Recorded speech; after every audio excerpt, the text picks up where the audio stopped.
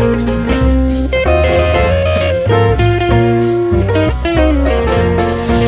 everybody, welcome back to the channel. You are watching and listening to Miss Amaira Jyoti on Speak Up Hesitations.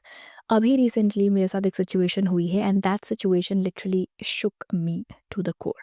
वैसे तो हर वो situation जो humanity के against है, जो unethical sound करती है, जो आपको एम्पैथी से रोकती है, सिंपैथी से रोकती है, वो हर सिचुएशन ही मुझे ख़राब लगती है।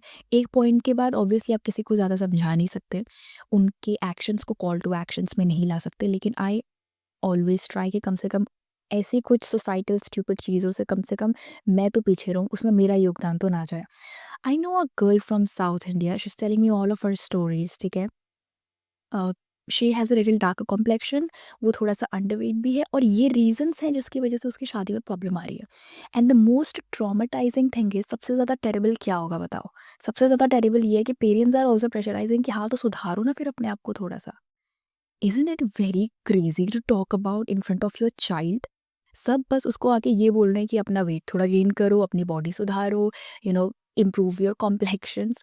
एक ये चीज़ होती है कि आप किसी को लिटरली सपोर्ट करना चाहते हो और उनके फॉल्स को आप इसीलिए पॉइंट आउट करते हो क्योंकि आप चाहते हो कि वो थोड़ा और बेटर फील करें, उनके बेटरमेंट के लिए यू आर हेल्पिंग देम कि यार ये कमियां हैं, you need to improve all of these things, ठीक है? देन एक होता है कि आप उनको रिजेक्ट करने के लिए उनमें फॉल्स निकालते हो, उनमें कमियां निकालते हो and you don't even care for the mental health कि सामने वाले के दिमाग में उसका क्या असर पड़ सकता है, and you have that guts कि आप किसी को इतना ब्रूटली ट्रीट भी कर सकते हो। पता है, ये अगेन एक एग्जाम्पल है जहाँ पे हमें चॉइस ऑफ वर्ड्स का बहुत बहुत बहुत बहुत हद तक ध्यान रखना होता है।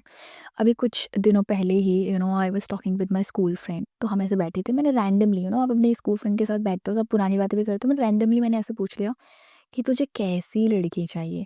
तो आई अंडरस्टैंड कि आपके बहुत सारे चेकलिस्ट होती हैं कि ऐसी वैसी व्हाटएवर यू वांट, ठीक है? लेकिन इसका मतलब ये नहीं है कि अगर वो चेकलिस्ट पूरी नहीं हुई तो आप इंसान के मुंह पे जाके बोल दोगे कि अरे तुम में तो ये कमी है, तुम निकलो यार यहाँ से। कुछ लोगों का ऐसा सोचना होगा कि हम तो बहुत ऑथेंटिक है, हमने तो जाके मुँह पे जाके बोल दिया यार, क्या गलत किया हमने? हमने झूठ थोड़ी ना बोला है। सी अगेन यहाँ पे बिहेवियरिज़्म एंड मैनरिज़्म आ गया है। जब भी ऐसी सिचुएशन होती है, you always need to make sure कि मैं कैसे अपने शब्दों को करेक्ट करूँ, मैं कैसे अपने वर्ड्स को स्पेसिफिक रखूँ। ऐसी सिचुएशंस में always figure out the way of expressing your disapproval. It's extremely important. It's truly very important. It's very crazy for me to understand and digest this fact कि आप किसी के मुँह पे जाके कैसे बोल सकते हो यार, कि तुम थोड़ी काली हो इसलिए मुझे तुमसे शादी नहीं करनी, तुम थोड़ी मोटी हो इसलिए शादी नहीं करनी, तुम थोड़ी पतली हो इसलिए शादी नहीं करनी है।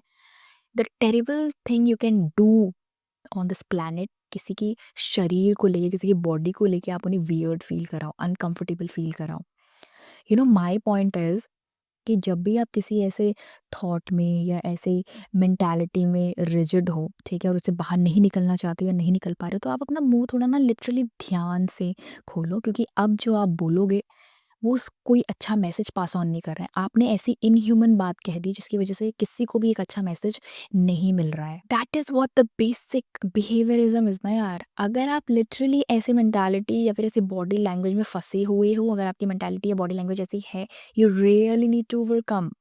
क्योंकि कुछ चीज़ें सच में सिर्फ हमारी खुद की अंडरस्टैंडिंग के लिए ही होती है। Why I am crying in this video, but I really want to make you people understand कि कुछ चीज़ें लिटरली सिर्फ हमारी अंडरस्टैंडिंग के लिए होती है, मुँह से बाहर उसको नहीं बोलना होता है और फ़िल्टर रख के डेफ़िनिटली बात करनी है, ठीक है? मैं अगेन हाइलाइट कर रही हूँ, seriously I want you guys to understand कि फ़िल्टर रख के बात करने का मतलब ऐसे मत समझो कि इट्स बीइंग डबल फेस्ड, ठीक है? जब भी आप फ़िल्टर रख के बात करते हो, इट मीन्स आपको पता, you are in that presence of mind कि कब, कहाँ, कैसे क्या बोलना है और क्या चीज़ें मुझे अवॉइड करनी है। यार we are talking about mental health. किसी की मेंटल हेल्थ खराब कैसे होती है, पहले ये तो पता चले। किसी की मेंटल हेल्थ ऐसे खराब होती है जब आप किसी को कंटिन्यूअसली पोक कर रहे हो कि यार यू आर वर्थलेस, तुमसे नहीं हो पाएगा, you don't understand things, you are not worthy enough to have good things.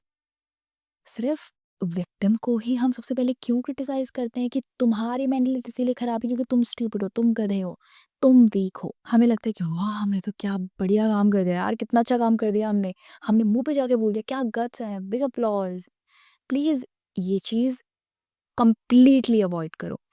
किसी पर हँसने से आपकी चेकलिस्ट नहीं पूरी होने वाली है। किसी पर हँसने से आपका दिन कैसे बन सकता है? It's really sad to see these kind of examples in society, because these silly examples makes my heart cry. Please be in that presence of mind कि रिएक्ट करें तो करें कैसे? सिर्फ़ इसीलिए ताकि किसी को बुरा ना लग जाए। किसी की इनसिक्योरिटीज़ इतने हद तक ना टच हो जाए कि वो हँसने का मतलब ही भूल जाए। That's all I wanted and that's all I want you to understand and implement in your life. Till then, you all know what to do. Speak up hesitations. See you in the next video, guys. Bye for now.